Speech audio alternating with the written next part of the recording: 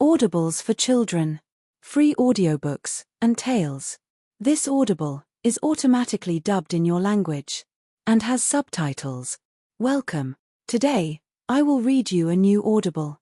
Narrated by AMADRIADI. Enter the magical world, written by the author. Please, don't forget. Visit my other Audibles, give me a thumbs up. And the subscription is free. Thank you very much. Now, are you ready? Let's go. Audibles. Title: I Fought at Bannockburn. History Tales. The Fiery Cross. I was just coming back from the river, with 2 fine trout, when the runner came hurrying into the clation. He stopped by the well, to mop his brow, and get his breath back, then called out. Tomorrow, at the head of the loch, Clan Donald is gathering. His eye fell on me. Tell them, boy, he said, and set off again. In his hand, he bore a rough wooden cross, its ends blackened by burning, with a strip of blood-stained cloth, hanging from the crossbar. I knew what it was. The Fiery Cross. It was the chief's sign to the fighting men of the clan, to gather for battle. We had been expecting it, for a few days now. It was the middle of June. MacDonald has sent round the Fiery Cross, I said. As people began to appear. We meet at the head of the loch, tomorrow. We. It was my mother's voice, behind me. Yes, I said. I must go. I have my father's sword. You are too young, she said. Too young, only dash. Nearly 16, I said. And I am tall for my age, nearly as big as a grown man. Taller than Fat Callum, my tutor. My father was the chieftain of the village. Cousin to the chief Angus Og, Lord of Isla. But my father is dead, killed fighting the MacDougals. When I am properly grown, I will be chieftain here. I have already lost my husband, for King Robert. Said my mother. Must I lose my soon too? This is not for King Robert, I said. It is for our country. If the English win at Stirling, everybody knows, that will be the end of Scotland. Whoever wins at Stirling, many will never come home. Said my mother. That is the risk of the battle, I said, grandly. What do you know of the battle? She asked. There may not be a battle, said Fat Callum, in his smooth voice. The king is a careful man. He does not like risking everything in one throw of the dice. You are supposed to teach this boy the Saxon and Latin languages, said my mother crossly. Not encourage him in wild adventures. If he goes, there is nothing else for it. I will have to go too, said Fat Callum. Someone will have to keep an eye on him. My mother sighed. You are as bad as he is, she said. Fat Callum grinned at me. I looked sternly back. Warriors do not grin in that silly way. The muster of Clan Donald. 10 men from our village came with me and Fat Callum. We each had a sword, shield, a bag of oatmeal, and a cooking girdle. Callum did not own a sword, but had found a big stick. We set off in the early morning, and by midday, I found my gear getting heavy. I was glad when we came near the head of the loch and saw other little groups coming down the hillside. On the flat ground by the shore, a great stave had been planted in the ground, with a sheaf of heather bound to it. Beneath this stood the chief. Every little band came up to be greeted by him and report their numbers to his captain. When he saw me, his red eyebrows went up. Ian Moore, what are you doing here? There was a breathless moment. Everyone looked. I tried to stop my face from going red. I have brought my men from Kilmoy, I said, hoping desperately that he would not send me home. Angus Og smiled and laid his hand on my shoulder. You have done well, he said. Give your names to the captain, and put yourself and your men with Ranald of Arisig. Ranald was a kinsman of my mother's. That evening, there was a feast of venison, sheep, and roast fish. In the long twilight, men moved around, meeting old friends and exchanging greetings. There was a constant murmur of talk and laughter. Most of us squatted on the ground, but the chief and his great men sat at a table in the open air, with the chief's own bard, who stood and chanted out a long song of the past glories of the clan, and of the chiefs it had. But, he said, that one would outshine the deeds of Angus Og, and none outdo the prowess of the warriors before him now. Victory was sure. And, if any should fall in the battle to come, then they would be welcomed in the land of heroes beyond the sea, by their own great ancestors. And, after that piper played, and I felt the sound of the war pipe make my heart beat fast. We slept in our plaids on the ground that night, and on the nights that followed as we marched through the mountains. I had never been so far away from our village before. I looked with wonder on the mountains and the tumbling rivers. Our land of Alba was so big, so beautiful. In every glen, people ran from their houses to see us go by. Children scampered alongside for a mile or more before turning home. And I saw many a boy of my own age or older look with envy at myself. Into the tall wood. It was 3 days before we came down out the hills, and I saw before me a great open plain. The sun, high in the sky, was reflected in the silver loops of a river. Far off, to one side, I could just see the glint of the sea. But I was far more interested to look straight ahead, where the smoke rose above the houses of Stirling town. And, there rising on its rock out of the flat ground, was the castle. The last English stronghold in Scotland. Beyond it was open moorland, then rising ground dotted with trees. Somewhere down there was King Robert and the rest of his army, awaiting the arrival of King Edward of England and his knights. Here would be the battle. A murmur went through our whole line as we stood and looked down. Men had been waiting us, scouts who would lead us to the muster place. Front, the voice of Angus Og called us on, and we set off down the hill, making a wide detour past the town and splashing through the river. Our meeting point was in the tall wood. It was alive with men. I had never seen so many. Most of them had a cross of St. Andrew blazoned on their tunics. After we had made our evening meal, our leaders called us to stand. A small group of men came walking up with Angus Og and the other chiefs. Among them was a man with a red lion on his tunic. "It's the king," I whispered. "Silly boy," muttered Fat Callum. "It is a herald, one of the king's messengers. But I know that one, it is the Earl of Murray. And that one, the big dark man, that is the great Sir James Douglas." And he stood up straight, grasping his stout staff. The little group came towards us. Angus Og was presenting some of the leaders as they went along. And he stopped by me. "And this is my young kinsman, Ian Moore MacDonald of Kilmoy.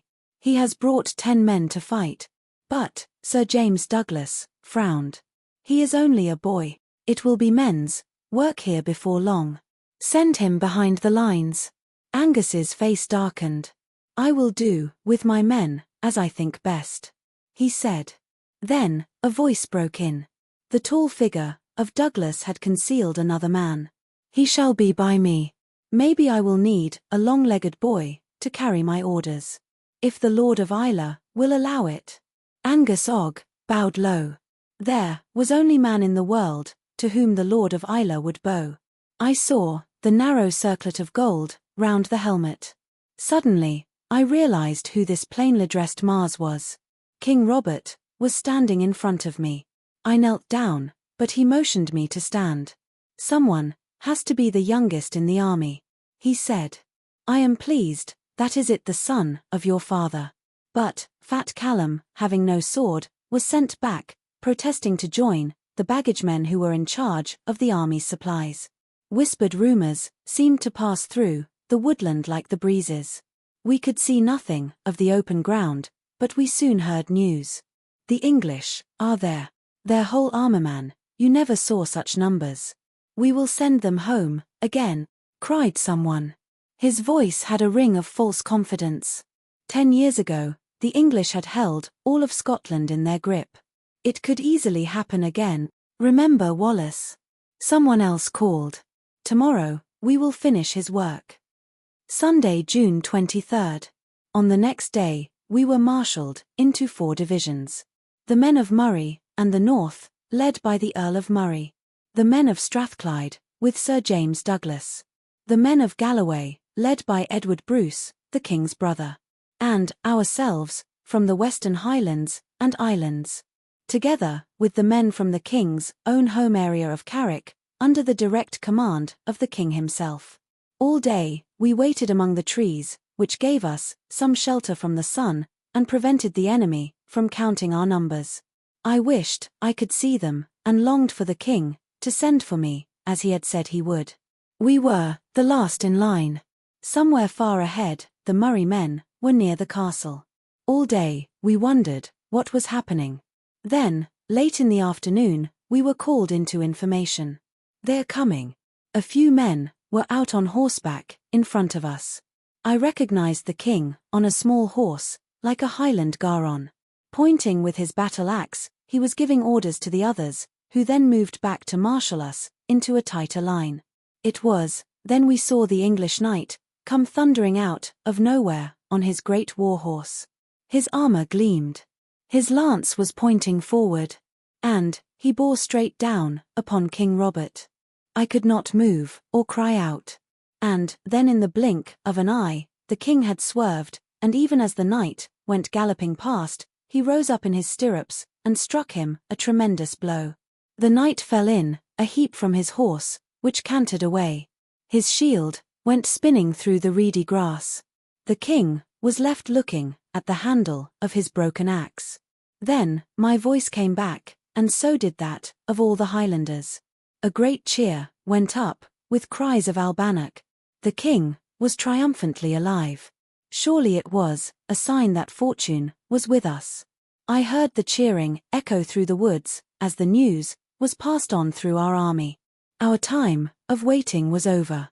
Up towards us, like a storm wave, came the glittering sight of the English troops. The King moved off to one side, and Angus Og came running to the head of his men. "Go to him, now," he called to me, and reluctantly I did so. For like a wave surging in the other direction, the host of the Highlanders was moving out, a torrent of hoarsely shouting men storming onto the attackers. The men of Galloway streamed after them, with Gaelic war cries. King Robert was at the edge of the wood, with heralds by him. His eye glanced briefly over me as I appeared, then returned to watch the struggle. For the first time, I heard the sounds of a battle. The man who came in the night. There had been other fighting that day. Murray and his men had driven back an attempt by a brigade of English cavalry to get past our army and push through to Stirling. On two fronts, our men on foot had defeated heavily armed knights on horseback. I served the King that evening at the meal in his tent. It was not a great task. He and his captains were eating bread and water, the same as the men outside. Angus Og was there, and Murray, and Sir Andrew Keith, Marechal of Scotland, leader of our small cavalry force. Nor were there only soldiers. I saw a man in a monk's robe, the Chancellor of Scotland, Abbot Bernard of Arbroath. With him was the bearer of a tiny, finely jewelled casket. It was the Breckbennock, an ancient box, hundreds of years old, containing fragments of the bones of Saint Columba. Tomorrow, it would be carried out before the army, and shown to us as one of our country's greatest treasures, a token of our trust in God, and a reminder of all that we were fighting for. There was not much sleep to be had. I bedded down, in my plaid, in a corner of the King's tent, but woke sometime in the night to see torches flickering, and the faces of the King and his captains in eager conversation with a new arrival. As the sense of his words reached me, I realized that although he was a Scot, he had come over from the English side. The King had been favoring a retreat, unsure whether his army could win against the vastly greater English force. But this man was telling him that the English were poorly led, and that they were arguing amongst themselves. They could be beaten. "We will fight," said the King, and his face was set and somber. "Let the signal be given at dawn." And he yawned and said, "Dawn is almost here. Let us get some rest while we may." And I went back to sleep until the sound of the bagpipes woke me. Monday, June 24th. We mixed cold brose for our breakfast and drank water. It was still very early. By the king's orders, 3 brigades, they called them schiltrams, I have learned move out. They were the brigades of Edward Bruce, the Ear of Murray, and Sir James Douglas. In the open ground, they knelt, and said the Lord's Prayer. There was muttering among us, men of the Highlands and Islands. We believed ourselves to be the finest warriors the king possessed. Why, then were we held in reserve? Every one of us craved the honor of being first at the enemy. But the king had explained. We were his last and strongest force.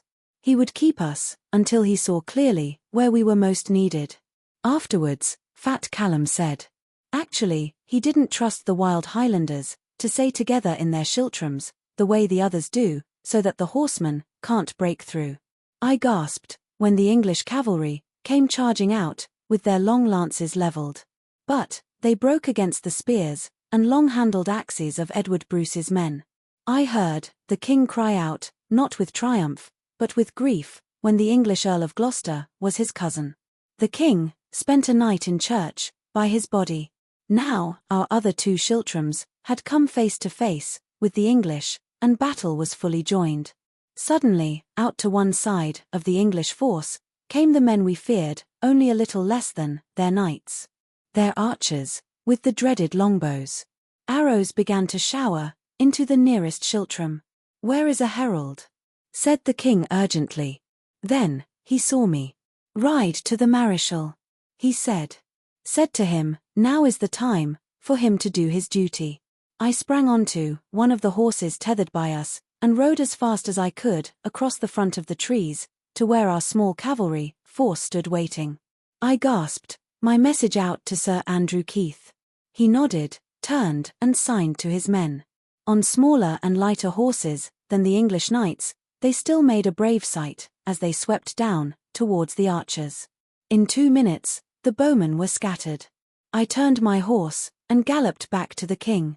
He was laughing now, his face bright and confident, and as I came up the turn to Angus Og and the other chiefs, and shouted to them. Now, for St. Andrew and Scotland. At the last, the pent-up battle urge of the Highlanders was released. Casting off their plaids, grasping their long swords and shields, they raced forward, shouting their war cries. Did I say they? I mean we. For I was with them, somewhere near the end of the charging mass of men, still on my sturdy horse, my sword in my hand, yelling like someone stung by a giant wasp.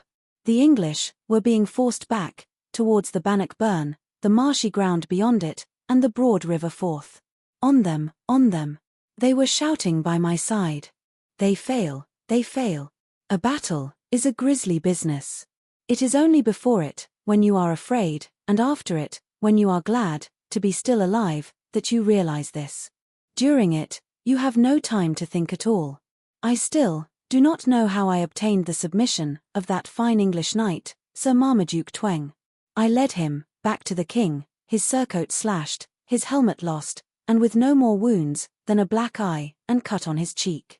I do remember the strange charge of the baggage men. As they saw the English army breaking up and beginning to flee, they came streaming down from the little hill behind which they had been stationed. Lay on, they shouted. Among them I had a glimpse of Fat Callum, waving his great cudgel in the air, frantically shouting something, before they swept out of sight. Afterwards. It is afterwards that you count the cost in lives lost and broken. Of the 10 men of Kilmorey, 2 were buried on the field of battle, and 1 we carried back on a litter. For the dead, and those who would never walk again, perhaps it did not much matter whether King Roberts or King Edward ruled the Scots. I thought of this a lot as we made our way back through the glens of Alba. But, when once again I saw the blue of the western sea, and the blue of the islands, as we came to the final crest, and Kilmorey lay below us, I knew, deep within myself, that it did matter. To live in freedom, there is sometimes a price to be paid, and those who value their freedom will always be ready to pay it. The end.